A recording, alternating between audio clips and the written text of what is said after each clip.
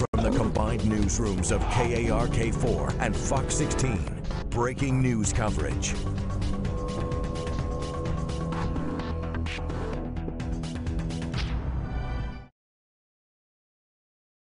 And hello, good afternoon to you. I'm Mitch McCoy here at KARK4 and Fox 16. We are in standby mode. We are waiting for Governor Asa Hutchinson to deliver his weekly COVID-19 briefing to the state of Arkansas. This will be the first briefing since the COVID-19 shots, those vaccines, have been distributed across the state. And some of those frontline healthcare workers have been on the receiving line of those vaccines since they arrived in the state of Arkansas.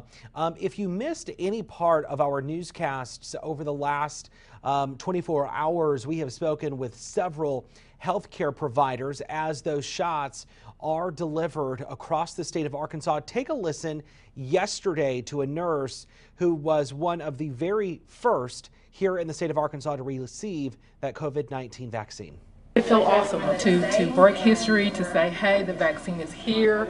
You know, we finally have a light at the end of the tunnel as far as combating this pandemic, and so it was just terrific. So that nurse right there talking a little bit about receiving that vaccine just yesterday over the last 24 hours as we wait for the governor to address the state of Arkansas to talk a little bit about COVID-19, especially here in the state. Of course, today's update will come at a very critical time when COVID-19 cases, quite frankly, have reached new records. Just last week, a very dark day in the state of Arkansas. Another death toll reached, breaking the previous record set earlier this month. It will be interesting to see what happens related to the death rate today, to see if that again is at a larger number than previous days.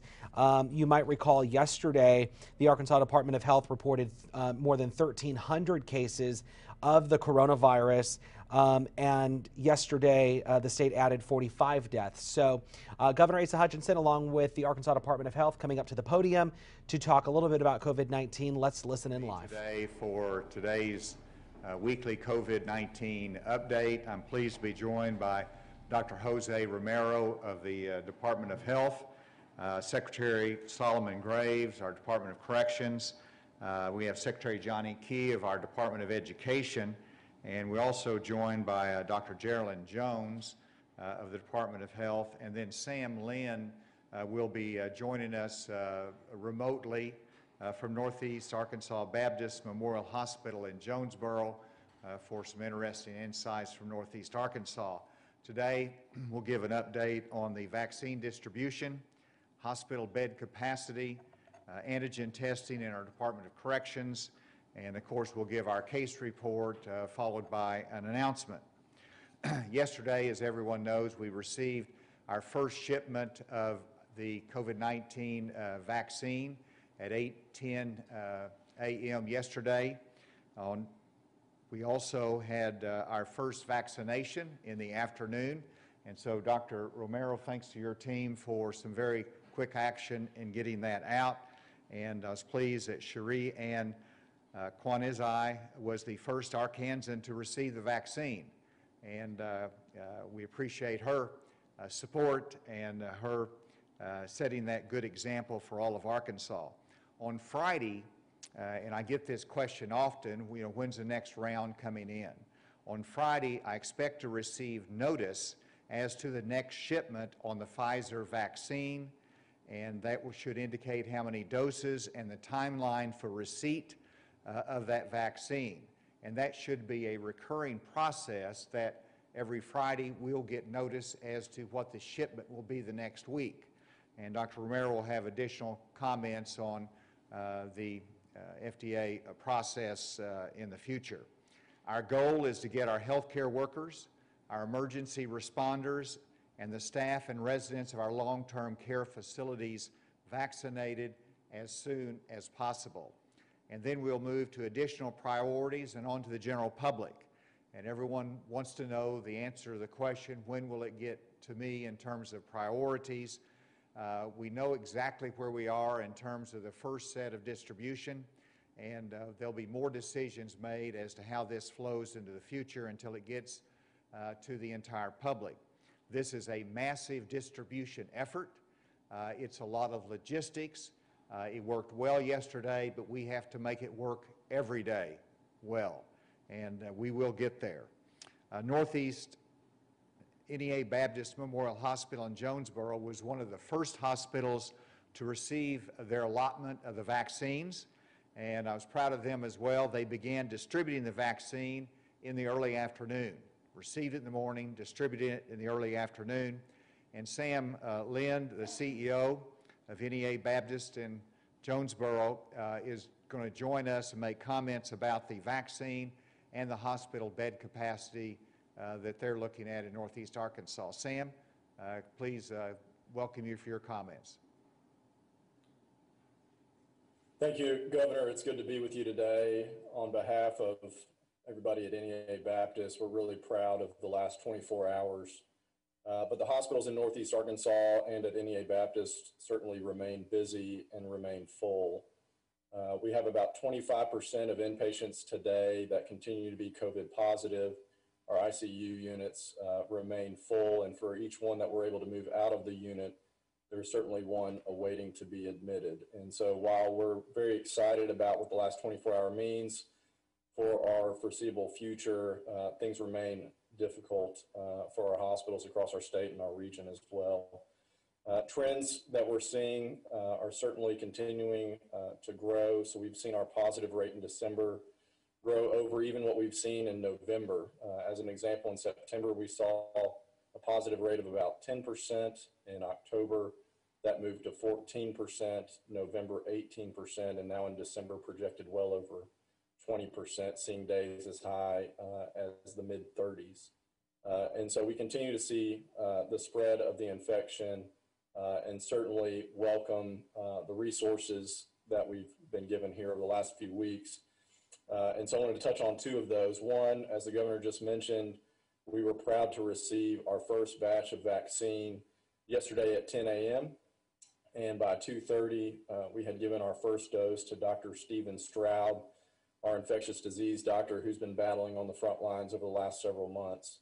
Following administration to Dr. Stroud, we also administered the vaccine to several other frontline workers, nurses in our ICU, COVID units, and the ER, as well as respiratory therapists, several physicians, hospitals, internal medicine, and the like. And so we're certainly proud of that and excited that we were able to do 10 yesterday, and then today planning to do 80 this afternoon, and then ramp that up to doing 100 and more over the next several days as we try to get those vaccines out to our staff as quickly as we possibly can.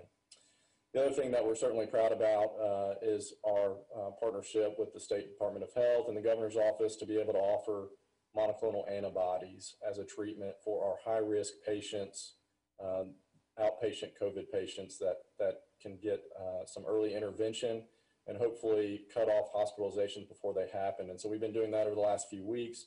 We've designed a separate entrance for those patients. They're escorted down a private entryway to a negative pressure infusion area where they receive that treatment and then exit the same direction, keeping them separated from any other patients in our health system. That is certainly going well. We've done about 104 of those. We're able to do about 16 to 20 a day. And we've seen none of those patients be hospitalized so far for COVID-related reasons. And so we're excited about the promise of both the vaccine and the antibody treatment.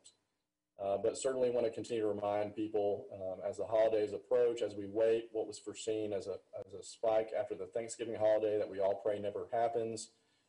We do need to continue to follow the CDC guidelines and recommendations that are present today, the masking, the social distancing, as we prepare to receive more evidence that the vaccine and other treatments are effective and that the trend in the infection spread is certainly going downward, and our hospitals have more resources available to care for our truly sick patients, COVID and otherwise. So we're excited about what's around the corner. We believe yesterday was a milestone and a turning point for our battle. our staff are excited about what that means and that there's a light at the end of the tunnel. And so a lot of thanks to our team here at Indiana Baptist, but also obviously a lot of help from our friends at Baptist Memorial Healthcare, the State Department of Health, and of course the Governor's Office. So thank you, Governor. Thank you, Sam. And as everyone can see, the focus is making sure we maximize our hospital capacity and space. The monoclonal antibody treatment is one of those things that helps us. Dr. Romero has emphasized this in previous weeks, and it's great to see that being implemented and that it is saving hospital space. Let's go to the case report. Over the last 24 hours, we've had an additional 2,141 COVID-19 cases. That's reflected by confirmed new cases of 1,236 and probable cases of 905. And the 905, based upon antigen test, is the largest number that we've had of probable cases since we started our antigen testing, which simply shows that people are comfortable with it, they're going to it, they like to have that rapid test, and it's producing helpful data for us. We've had, in terms of our testing, we had over 12,000 tests that were done, so it was a good testing day. We've had our hospitalizations increased by 20, which has been up and down through this week, as you'll see when we get to that chart. Our ventilator use has increased by 10, and most regrettably, our deaths are plus 26 of Arkansans that have died as a result of COVID-19. Our heart aches for their families and for all those that are touched by them. And so that's a summary of the cases. I don't believe there's anything new in the counties. It's the usual top 5 that seems to stay there. Let's go, because this gives us the opportunity to look at it from a graph standpoint. In trend line, you can see the 7-day rolling average of confirmed and probable cases has been steady over the last really week or more, not going down, but steady, and sometimes steady is helpful news, at least when it comes to our hospitalizations. Next, we'll see, you can see the same thing here, week over week. It's almost dead even, a little bit up in this last week, but it's fairly flat. We hope this week brings us down a little bit. Time will tell. Next, we see the hospitalizations that is holding steady at about, between 1,000 and 1,100. Next, we can see the 7-day rolling average of positivity, which is too high, and even though it shows a downward trend the last few days, when more results come in, that will kick up again. And so it's just simply above the 10% right now, and that is the biggest challenge for Arkansans and alert to them that the community has COVID and there's a high rate of positivity. Hopefully we can get that down. This shows the massive amount of testing that we're doing. Halfway point in the month, we've tested 177,000 PCR tests. And the next one shows the antigen test at 36,000. And so just a PCR test, we'll be issuing 350,000 most likely through the course of the month, even though it might slow down a little bit around Christmas. And so we're testing at a very, very high rate, which allows us to identify, isolate, and that's what we have to do. Next, this is by region, and there's not anything particularly new here other than you can see the Northwest continues to be the high point in terms of the number of cases, and the trend line is not going up, it's flat. You see the Central Arkansas, which is the yellow, that's gone up a little bit. Central Arkansas is somewhat of a concern there with the number of cases and that trend line. The blue, Northeast, down a little bit, and then, of course, Southeast, Southwest, much lower level and fairly flat. There's a couple of other things I wanted to add. This illustrates between December 6th and December 12th the increase in confirmed and probable COVID cases by age group. Now, what we always have to remember is that 65 plus, it grew by 2,041 cases, which is 8.4% growth rate. If you look at 0 to 17, their growth rate was almost exactly 2,048, close to the same in raw numbers, and percent-wise, it was 9.1% growth rate. And so 0 to 17, very healthy, many times asymptomatic, but first of all, they're getting tests, which is a good thing, and then secondly, they're testing positive and having a growth rate in the number of cases. And so we're identifying those cases, but it's just a reminder that every age group can carry the virus. This is just a startling reminder as to how our deaths have increased in Arkansas. In July, it was 10.4 average increase in deaths, and then in September it goes up. In October it goes up to 18, and then in November it's been 22.1. It's just a somber reminder as to the viciousness of the coronavirus and how we need to take precautions. This is the growth rate of new cases in Arkansas by public health region, which, as I pointed out, Central has a high growth rate, Northeast, Northwest about the same. And so it is in each of the different regions of our state. And so with that, let me turn it over to Dr. Romero for his comments.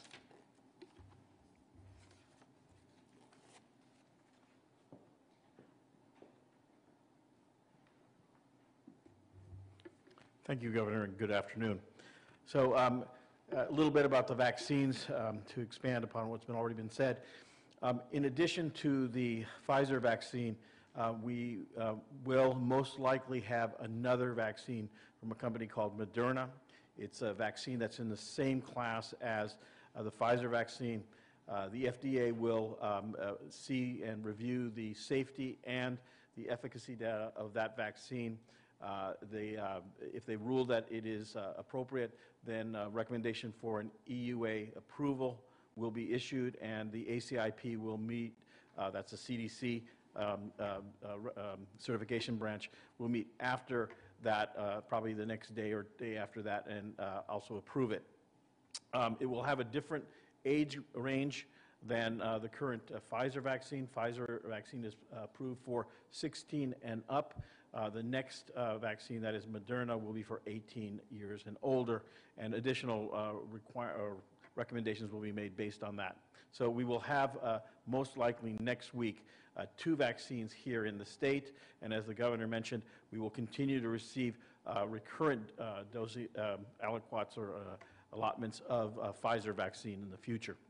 I want to stress that safety has never been compromised for these vaccines. If you've heard me say this before, I'll say it again. In all 3 phases of the vaccine development, safety has been paramount, and that has been echoed by the pharmaceutical companies, the FDA, and the CDC. And post-release of these vaccines, we have at least 4 different ways of tracking safety signals. One of those includes something called VAERS, which allows the public to self-report any adverse events. The vaccines are reactogenic, that is, they cause some fever, some swelling of the arm, and some soreness, but that does not mean that the vaccines are not safe. So enough of the vaccines. I want to turn a little bit to the monoclonal antibodies, as was mentioned by Sam. These have been available to us for approximately a month. They have been taken up rapidly by hospitals across the state. These therapies have been proven to be effective in limiting the extent of disease in individuals infected by COVID. These individuals that have this and have been confirmed with either a PCR or an antigen test should receive this therapy early if you have risk factors. This really is something that the public should know about, and this should take the place of any of the other non-proven recommendations for treatment. This is what the public needs to know about, these monoclonal antibodies, and getting treated early, not late, before the infection really takes hold. Then lastly, in my closing final seconds here, I want to remind everyone, this pandemic is not under control. You should reassess your holiday plans this year. The CDC has recommended no non-essential travel, even within the state. Limit the individuals that you congregate with. That includes family members. All indoor activities should have a mask in place, even if you know the individual whose home you're going to, and really reassess your holiday plans. We have many holidays in front of us. We need to keep our elderly, our frail, and our fragile safe, and we want to bring this under control. So I'll stop here and turn this back over to the Governor. Thank you, Governor. Thank you, Dr. Romero. And Arkansas is very proud of your work on the committee that reviews the vaccine practices, and your insights have been extraordinarily helpful to me and to the state. With that, antigen testing has been a goal of ours to expand in Arkansas. It's been very successful. One of our areas that we wanted to utilize antigen testing was in our Department of Corrections to try to minimize the infections that might be transmitted through staff and personnel there. Secretary Graves has done a good job of implementing that, and I wanted him to talk about that.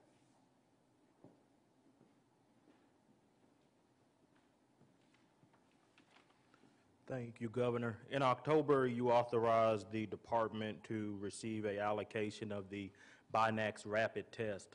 Since that initial authorization, we have administered almost 44,000 rapid tests. These are part of a weekly strategy within all of our state prisons and community correction centers for all staff receiving a rapid test upon their arrival at work. Since October, we have identified 141 staff as positive through the administration of the Binax rapid test. While that may appear to some to be a small amount within a congregate housing setting, being able to get in front of the asymptomatic spread of the COVID virus is an extremely important tool, and we are grateful that the state has given us this ability. As a result, we have seen a flattening of our COVID tests over the last 2 months. I'm also pleased to announce that this morning the department was made aware that we will be receiving a second allocation from the Department of Health in early part of next week of another 43,000 rapid tests, which are projected to take us through the latter part of February, 1st of March. That time period also coincides with the vaccine distribution schedule, which we have worked to implement with our partners at the Department of Health. We will first begin by vaccinating our medical staff, then move to our state correctional facility employees. Those vaccinations should begin the latter part of January through February, and then latter part of February into March. Based on the current vaccine schedule, we will have vaccine made available to the inmates and residents in our state prisons and community correction centers. Again, Governor, thank you for your continued support during this pandemic. Thank you. And Secretary Key, give us a report on education.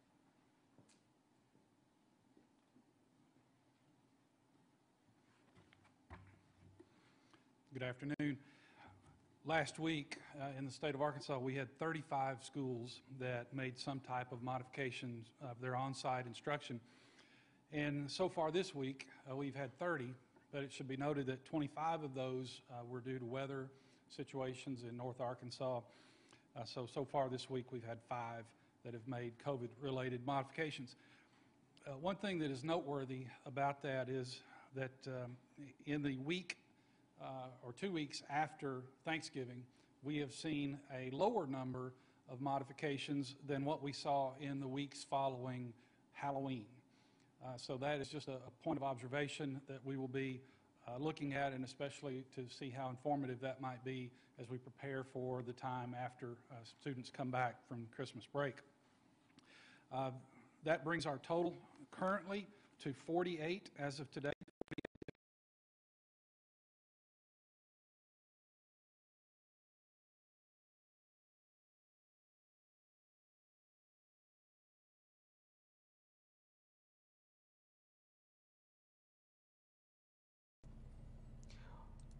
You've been watching a news conference from the Arkansas state capitol today. The governor giving us an update on the coronavirus. 2,141 new cases of the virus reported today, 26 additional deaths and 20 additional hospitalizations. We also learned today that 10 more Arkansans are on a ventilator. We are having some technical issues. We're receiving this feed from the state capitol, and you could tell during bits and pieces of it, a gray frame would pop up. We're now not receiving audio from that news conference. I'm being told at this point that from the governor that those 21 additional cases reported. It sounds like we might have audio back. Let's listen in to see if we can keep this signal. And I highlight this today because I think other districts and other cities in the state can really look to Fort Smith as a model of how to make sure the community is behind these students, helping the students, helping the teachers, and helping the administrators make sure that these students do not fall behind and stay behind. Thank you. Thank you, Johnny. And finally, if you could put up the next slide, I'm pleased to announce that what we indicated we were going to work toward 2 weeks ago, we have been successful. And today we have our TraumaCon, which will be called COVID-COM, system that will be put into place. This is a system that is designed after our trauma operations so we can properly designate a trauma patient to the right hospital with the right level of care. Now we can have a statewide system that will allocate scarce resources for fighting COVID and making sure a COVID patient gets to the right hospital with the right resources for the right level of care. This will be centralized through the Department of Health that will operate the COVID-COM system.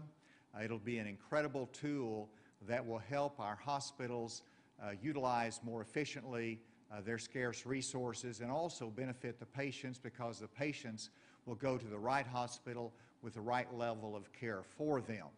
And so it's a good tool. I applaud Dr. Geraldine Jones and her work in implementing this in a very short amount of time, and this is going to be a good tool for us. To my knowledge, there's not a system like this across the country, but it is something that works well in Arkansas, will be a great tool for us that is supported by our hospitals. And Dr. Jones, if you could just talk a little bit about the expertise that you've brought together for this. Thank you, Governor. So, like the governor said, we spent some time pulling together experts from around the state in terms of developing a clinical tool that will be used to determine where, or to assess patients that arrive at a given facility and to help determine where those individuals should go. So now that we have, so Arkansas basically is, this process is not one that is unfamiliar to Arkansans and Arkansas hospitals. The TraumaCom system has been in place for over a decade. And so utilizing this system to move COVID patients, the thought behind that was that the activation energy or the level of change and adjustment that would have to be made would be rather small because this is a process we already know how to do. So in addition to the normal operators at TraumaCom who will be answering the phones, we have a set of clinicians behind them to back them and help assist in terms of determining where patients will go.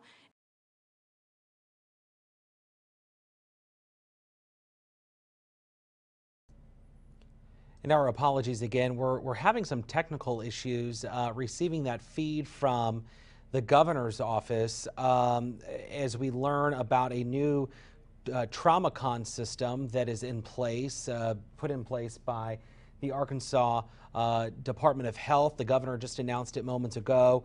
If you're just joining us here for our coverage, 2,141 new cases of COVID-19 have been announced today, 26 additional deaths and 20 additional hospitalizations. Certainly an increase on all three of these statuses when we're talking about new cases, deaths, and hospitalizations.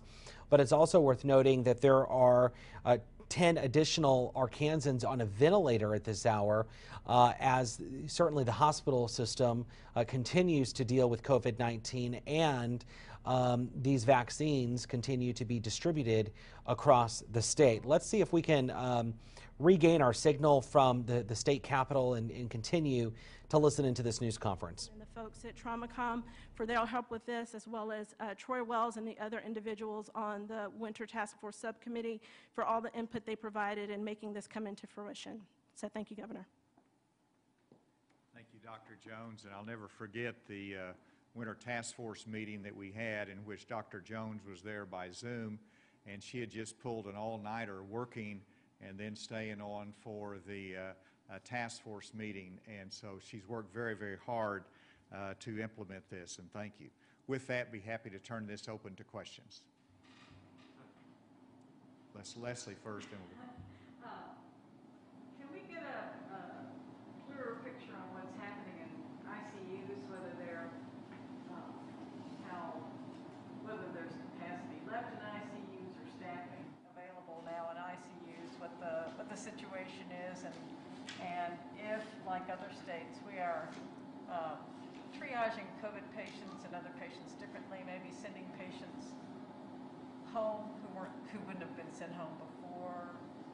Well, Sam Lynn, are you still on there?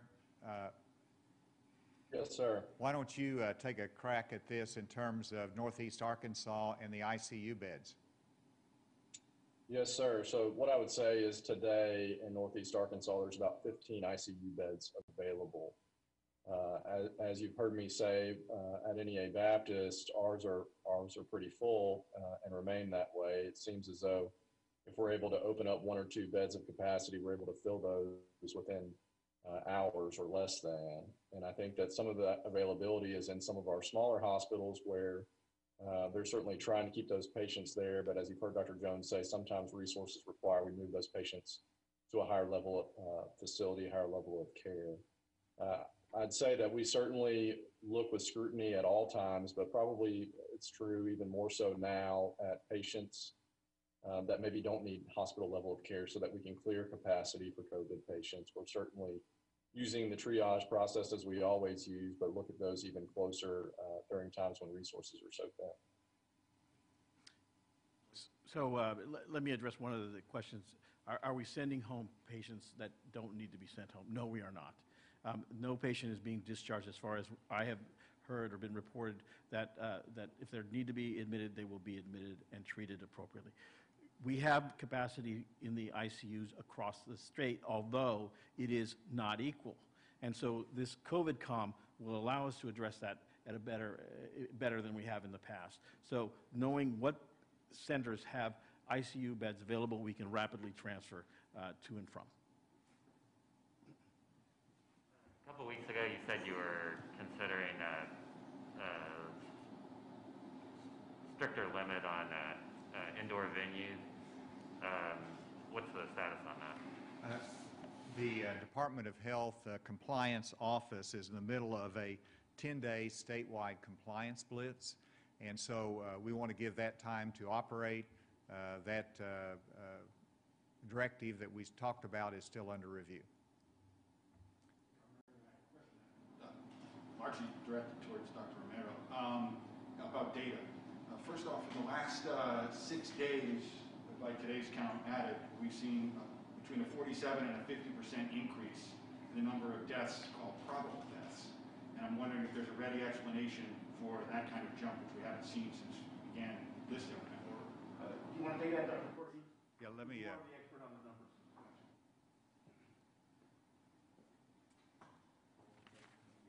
I think it was an excellent question. So regarding the probable deaths, that is due to the process that we have in place. so that we can review and adjudicate all of our deaths that are either confirmed or probable. It goes through a review process, and once we have adjudicated those appropriately, we will then release that information out to the public. So that's why you've been seeing that significant increase in the probable deaths over the past few days. Because of this, and obviously the questions about probable versus confirmed, how do you go about testing someone who's died to determine whether it's a false positive or something like that? I'm wondering how much these fatality numbers might change. Well, no, the fatality status does not change. I mean, usually what will happen is that a decedent will have a positive test prior to their death. And then once that person has died, then the coroner or the medical examiner will then determine that death to be COVID-related or not. At that point, it will come to our office where we will further investigate that information. And then my other data question, let me add that you referred to an increase in the number of probable cases which are based upon antigen tests. And as you can see, the number of antigen tests are going up dramatically. And so I think it's mirroring the fact that we're doing more antigen testing, and so we're having more deaths associated with the antigen testing versus the traditional amount on the PCR. Next, let's go to the next question. I did have a follow-up. Curious about, we reported before the weekend about a restaurant here in Little Rock that experienced an outbreak in their kitchen. More than 10 employees and staff with positive tests. It hasn't shown up on any occupational reports that the state puts out. And in speaking with some of those folks, they also indicated that they hadn't been contact traced up to 6 days when we spoke to them after they had gotten their positive test. Since it appears to be contact tracing that's generating this data that goes into deciding guidelines and that sort of thing, how confident are you guys right now at the data that you're getting with all the pressure on contact tracing? Well, I'll start and then Dr. Romero can comment, but we want more data, we want more accurate data, we'd like to have more timely data. And the contact tracing information is helpful to us because in some instances it allows you to know where the positive case has been, and you can determine what the risks are. And that's true whether the positive case is contacted within 24 hours or within 5 days. It still gives us the information. It's just not as helpful in terms of identifying the additional contacts that that person have had. I would emphasize that the first contact is with our nurse investigators, and so the nurse investigator will call, will give instruction to the patient, and then it's turned over to the contact tracer. And that is where the delay is right now, and because obviously the volume of cases, that has been more challenging. Dr. Romero? As usual, the governor has stolen my thunder. He's correct. He's exactly correct. So the issue is that the larger number of cases we have now means more burden to the contact tracers, and so that may be part of it. And we're trying to work towards that. We can only handle, each contact tracer can only handle so many cases each day. Do I think the data is robust enough to act on? Yes, I do, because that information we're putting into our databases, our REDCap database. Dr. Sima looks at that and provides a report of where the clusters could be, and we're not seeing anything in specific that we can tell you at this time. Here's a case where a cluster isn't being detected, and by the time it sounds like they get around to it, the clusters run its course. So rather than offer specific comment about this, because I'm not fully aware, I would be happy to talk about it offline once I have a little bit more information. Are there any questions remotely? Hi, yes, Governor, good afternoon. It's Neil Gladner at KZNG in Hot Springs. Last week, you asked the legislature to meet as a committee of the whole, and I've not heard anything about that. Can you give us an update? Have you heard from legislative leadership on that, and where does that stand? Well, it's important to know that This is different from a special session of the legislature in which only the governor can call and convene that special session. This is a committee of the whole in which the legislative leadership can coordinate and set that date. And so I obviously expected that action to happen quickly. I know that there are many legislators here this week, but that's a call of the leadership, and I know that they're working hard to figure out the right day and what works for everyone, but I certainly expect the General Assembly to respond to that and to meet as a committee of the whole before the end of the year, but they will have to set that date. Just to follow up, Governor, are you disappointed that it hasn't been set already? You got to give them some leeway. You know, if I set the date, I could set it, but this is their responsibility and prerogative, and I know that they're working in good faith to accomplish that. A lot of discussions going on, and so I certainly give them the leeway to set that date that works for them. Next question. Governor, it's Amanda Hanson. Yes, ma'am. It's Amanda Hanson with KIC. I wanted to ask about a letter that was drafted by a handful of lawmakers following your address on Thursday. Those lawmakers expressing that they have felt like silent partners in the fight against COVID-19, and they brought up the extension of the emergency order, which they said they felt should be terminated, and that the legislators should be involved with the decisions made in response to this health care emergency. Have you read the letter? What's your response to those lawmakers? Is that a recent letter? Or is that yes, sir. I've not received any recent. That is a recent letter. I haven't received any recent letter in regard to the most recent call for the emergency, but I've responded in the sense of asking for the legislature to meet as a committee of the whole and to affirm the emergency declaration that I called. And so they're getting their wish. They've asked for it, and I'm asking them to affirm that emergency declaration that I've called, and I hope they will act on that. Next question. Hi, Governor. This is Allie Lentz with 5 News, KFSM in Northwest Arkansas in the River Valley. My question is, who will be next in line to receive the vaccine after long-term care facility staff and residents? Will it be inmates or teachers? Earlier in the press conference, it was said inmates are receiving the vaccine likely around February or March. I'm going to ask Dr. Romero, who's working on that, to comment, and then I will follow up with it too. Thank you. So at this time, the ACIP, which is the Advisory Committee for the Immunization Practices of the CDC, is currently looking at that. It appears to be that essential personnel will be in that group. That will include teachers and others in that group. Individuals in correctional facilities are not in that group. They will be looked at later on. The speed with which we are able to introduce the vaccine into these different populations will depend on the amount of vaccine that we receive within the state. The CDC hopes to offer concrete recommendations on phase 2 in the next 2 weeks at the latest. And I would just add that those CDC guidelines and recommendations to the states are very important. We followed their early recommendations, and of course Dr. Romero's engagement of that makes a difference as well. But I would add that Dr. Romero and I will look at what their recommendations are, and then we will tailor-make them fit for Arkansas if there's any special needs or adjustments that need to be made in our state.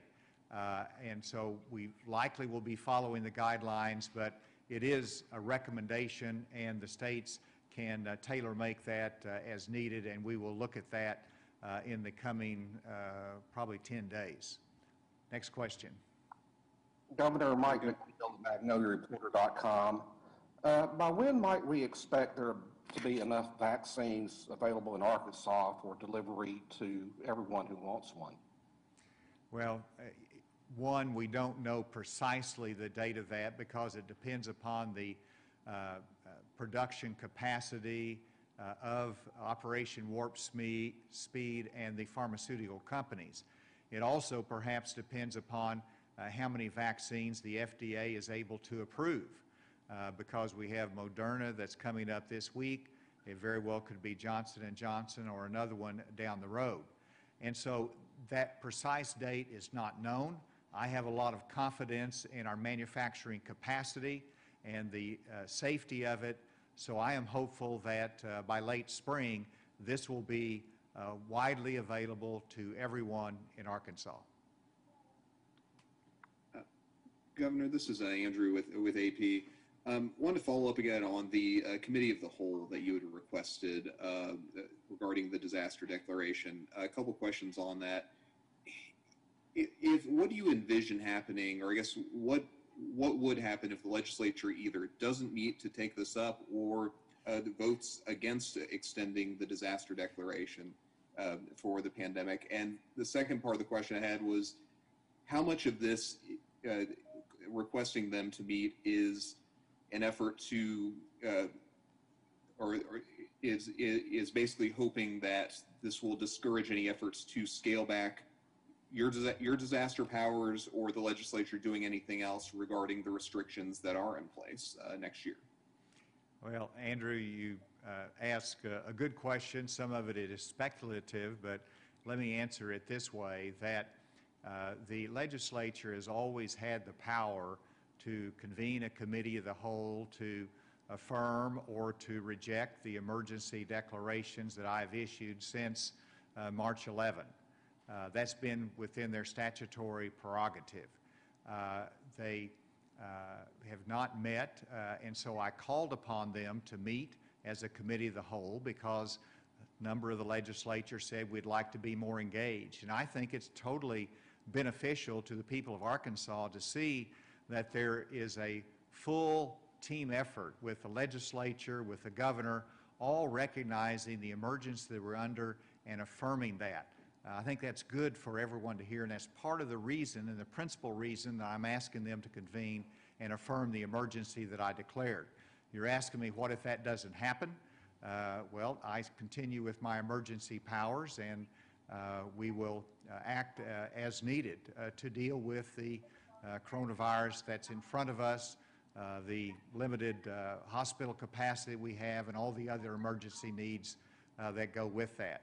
But I think the legislature has been tremendous partners through this. I expect them to meet and to affirm this emergency, and then we'll have continued debates on that in January as well. Next question.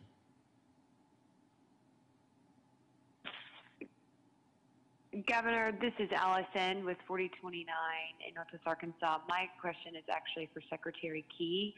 How is the Department of Education tracking any pass-fail rates across the state for our students? And do we reach a point as we head into the spring semester after the Christmas break where the state has to step in and mandate some type of program to get students back on track if that's needed? Yeah, thank you for that question. So we don't track at a statewide level the pass-fail rates while students are in school. That happens at the district level, as is typical. And the districts are responsible for monitoring that and working with those students, with those parents, to address whatever deficiencies they have. It's very important that these students do stay on track for graduation, especially when we're talking about high school students, thinking about, students start earning high school credits in 8th grade. So from 8th grade to 12th grade, it's very important that the districts monitor this. I don't envision a situation that in any way that would replicate what we did in the spring. We want students to continue learning new material. They will still be responsible for that. Districts know that they have to find ways, if those students are unengaged, to engage them, get them engaged, especially if they're doing online learning, which was the intent behind our Engage Arkansas initiative. Right now, we've identified over 5,000 students who are either registered for online courses and are not logging in, or they are failing those courses, or we don't know where they are, or districts don't know where they are. So we're working through our educational renewal zones, working with the Graduation Alliance, and 108 districts who have signed up for this support. So that's going to involve academic coaching. It's going to involve wraparound supports for students that may need those, and drawing from the community to help support those students in this effort. So no, I don't envision that we will make any type of edict that would say that you have to do a pass-fail. These students still have to learn what are the standards, Arkansas academic standards set forth. Is there one last question at the table?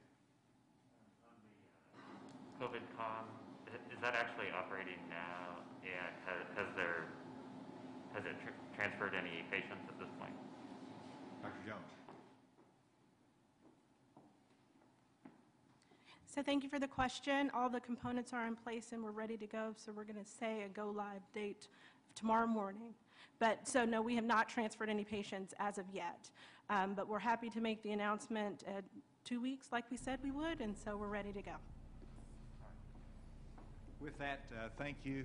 Y'all have a good afternoon. That is Governor Asa Hutchinson. He just delivered his COVID-19 briefing today. He announced 2,141 new cases of COVID-19 in the last 24 hours, 26 additional deaths, 20 additional hospitalizations, and there are 10 more Arkansans on a ventilator at this very hour. The governor was joined by Dr. Jose Romero from the Arkansas Department of Health. The health secretary saying that this pandemic is not under control, urging Arkansans right now to cancel their holiday plan, saying that it is just too dangerous following those CDC guidelines that were announced within the last couple of weeks. Just a reminder, at 8:10 yesterday morning, Arkansas received its first COVID-19 vaccines. Those came in boxes, likely with dry ice to keep them cold. The first vaccines were administered yesterday afternoon. The governor will know tomorrow when the next shipment will arrive. He indicated that the next shipment of COVID-19 vaccines would likely be sometime next week, but we will have to wait until tomorrow. He'll be notified when that second batch will arrive.